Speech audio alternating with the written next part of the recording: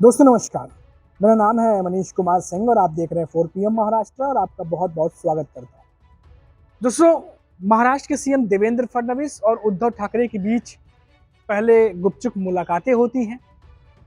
वो दोनों नेता जो चुनाव में आमतौर पर एक दूसरे को निशाने पर रखते हैं, उनकी आपस में मुलाकात होती है, चर्चा होती है और फिर महाराष्ट्र की सियासत में ये अटकलें तेज हो जाती हैं कि क्या वापस से देवेंद्र फडणवीस के दिमाग में कुछ और चल रहा है?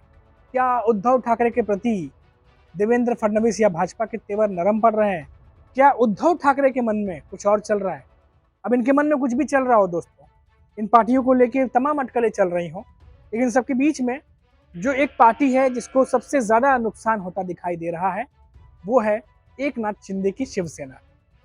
और दोस्तों आपको बता दें कि ये तमाम चीज़ें चल रही हैं, इन सब के बीच में महाराष्ट्र के डिप्टी सीएम एकनाथ शिंदे लगातार दिल्ली की ओर रुख किए हुए हैं। अभी हाल ही में एकनाथ शिंदे की पार्टी की शिवसेना के नेता हैं उदय सामंत, वो जब दिल्ली से लौटे तो एकनाथ शिंदे दिल्ली रवाना हो गए। और खबर ये भी है कि ये दोनों नेता एयरपोर्ट पर इनके बीच में बातचीत हुई है। क्या उदय सामंत दिल्ली से लौटते हुए एकनाथ शिंदे को कोई फीडबैक दे रहे थे? दोनों के बीच में क्या बातचीत हुई है? अब इनके बीच में कोई भी बातचीत हुई हो दोस्तों, लेकिन ये ज़रूर कहा जा रहा है कि महाराष्ट्र की सियासत में बड़ा उलटफेर जल्द होने वाला है।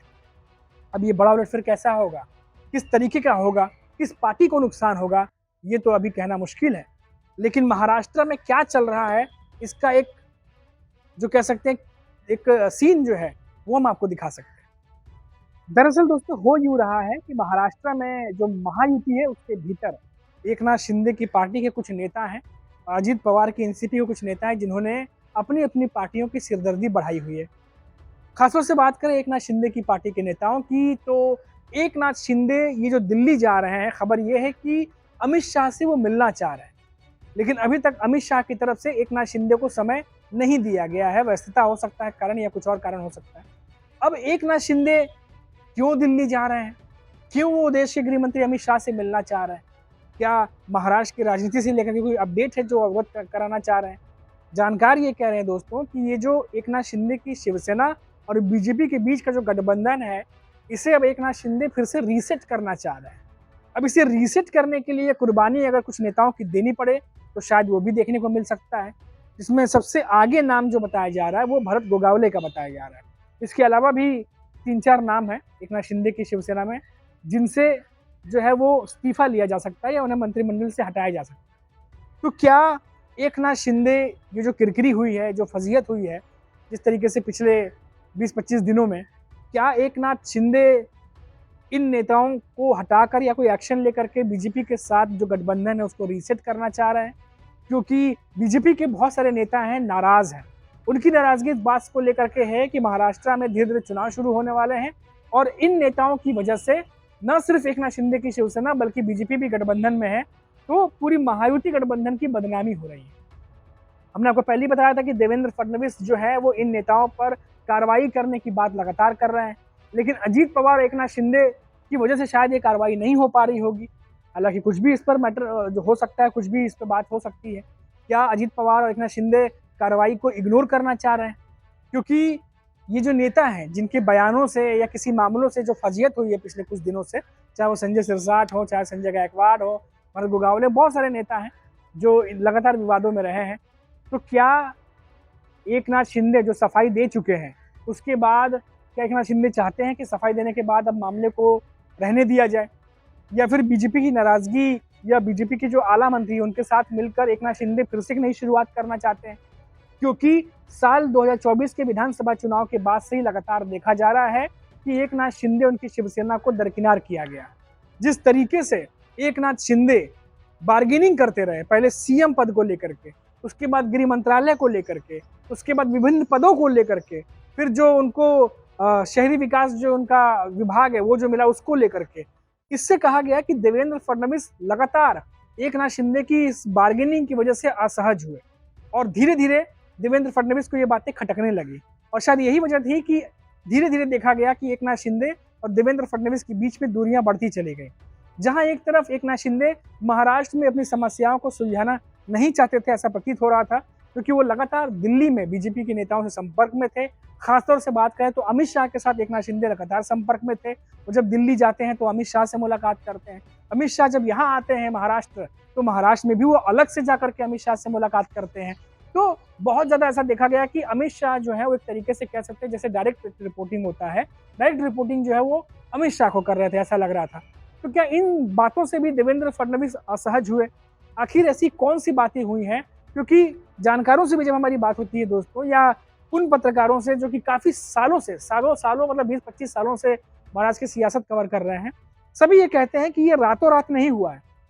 अगर बीजेपी और एकनाथ शिंदे के बीच में कोई अगर दूरियां हैं, तो रातों रात नहीं हुई है, बल्कि ये काफ़ी समय से चल रही हैं, पिछले 8-9 महीनों से चल रही हैं। क्योंकि जब साल 2024 में जब महायुति सरकार फिर से बनी और सीएम की अदला बदली हुई, यानी सीएम देवेंद्र फडणवीस बन गए और डिप्टी सीएम एकनाथ शिंदे बन गए, तो एकनाथ शिंदे के बहुत सारे फैसलों को देवेंद्र फडणवीस ने बदला। और तो और कुछ ऐसे टेंडर थे जिनको सीएम एकनाथ शिंदे जब हुआ करते थे तब उन्होंने बनाया था, जारी किया था, उन टेंडर्स को भी रद्द किया गया। और कई सारे तो ऐसे टेंडर थे जिन पर जांच बैठा दी गई। तो क्या इन बातों से भी एकनाथ शिंदे नाराज हुए? कई सारे उनके पार्टी के नेता थे, वो खुलेआम ये बोलते नजर आए कि महाराष्ट्र की जनता के दिलों में तो सीएम एकनाथ शिंदे ही हैं। तो क्या इन बातों का भी असर देवेंद्र फडणवीस को हुआ?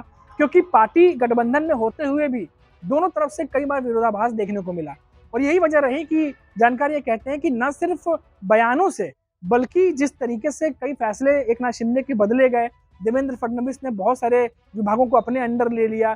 चाहे वो ओएसडी वाली बात जो हमने आपको बताई थी, निजी सचिव, चाहे वो अजित पवार के एनसीपी के नेता हों, चाहे एकनाथ शिंदे की पार्टी के नेता हों, अगर वो ओएसडी भी रखते हैं, निजी सचिव भी रखते हैं, तो देवेंद्र फडणवीस की मर्जी से रखना होगा, यानी मुख्यमंत्री कार्यालय से ओके आएगा तो ही आप उन्हें रख सकते हैं। उसके अलावा आप देखिए कि कुछ दिनों पहले खबर आई थी कि शहरी विकास जो एकनाथ शिंदे के विभाग है, उसमें भी जो बड़े फंड वाले जो अप्रूवल्स हैं, अब वो मुख्यमंत्री देवेंद्र फडणवीस ही लेंगे। तो इस तरह की जो खबरें आती रही, लगातार ये दर्शाता रहा कि दोनों नेताओं के बीच में बहुत कुछ चल रहा था, लेकिन खुले तौर पर दोनों नेता एक दूसरे को कुछ भी कह नहीं रहे थे। लेकिन अब सिचुएशन महाराष्ट्र में ये है दोस्तों कि उद्धव ठाकरे और देवेंद्र फडणवीस दोनों के जो है वो मुलाकातें होने लगी हैं। दोनों जो है कभी कभी दूसरे की तारीफ भी करते दिखते हैं। अभी विधान परिषद में देखा गया, जब तमाम नेता आमने सामने खड़े थे, उस समय खुद देवेंद्र फडणवीस उद्धव ठाकरे एक दूसरे से बात करते हुए दिखाई दिए। हालांकि एकनाथ शिंदे और उद्धव ठाकरे में बातचीत नहीं हुई। तो लगातार ये बात कही जा रही है कि क्या आने वाले समय में कुछ बदलाव हो सकता है। हालांकि फिलहाल उद्धव ठाकरे मना करते हैं, देवेंद्र फडणवीस भी कहते हैं कि वैचारिक अपनी जगह है, राजनीति अपनी जगह है, पर्सनल रिलेशन अपनी जगह है। तो क्या ये नहीं कहा जा सकता कि आने वाले समय में कोई बदलाव होगा? क्योंकि इस बदलाव में देखा यह जा रहा है कि कोई भी वादा किसी का नुकसान होगा, लेकिन एकनाथ शिंदे जो है, क्योंकि जब से शिवसेना 2 हिस्सों में बटी है, उसके बाद एकनाथ शिंदे अपने नेताओं के साथ में सरकार में ही रहे हैं। अब ऐसे में कोई सिचुएशन ऐसी आती है कि कुछ बड़ा बदलाव हो जाता है, या कुछ ऐसी सिचुएशन होती है कि बीजेपी या एकनाथ शिंदे एक साथ नहीं रह पाते, तो ऐसे में नुकसान किसका होगा, ये भी देखना दिलचस्प होगा। हालांकि महाराष्ट्र की सियासत जो है वो उस समय दिल्ली में बैठे बीजेपी के आला नेताओं के ऊपर भी बहुत डिपेंड करती है, क्योंकि लगातार महाराष्ट्र के कई नेता दिल्ली पहुंच रहे हैं। भीतर भीतर क्या सुगबुगाहट है ये अभी तक सामने नहीं आई है, लेकिन ये है कि भीतर कुछ बहुत बड़ा चल रहा है और प्रेशर जो है वो पूरा बना हुआ है महाराष्ट्र की सियासत में इन दिनों। अभी के लिए इतना ही। अब देखते रहिए 4 PM महाराष्ट्र। नमस्कार।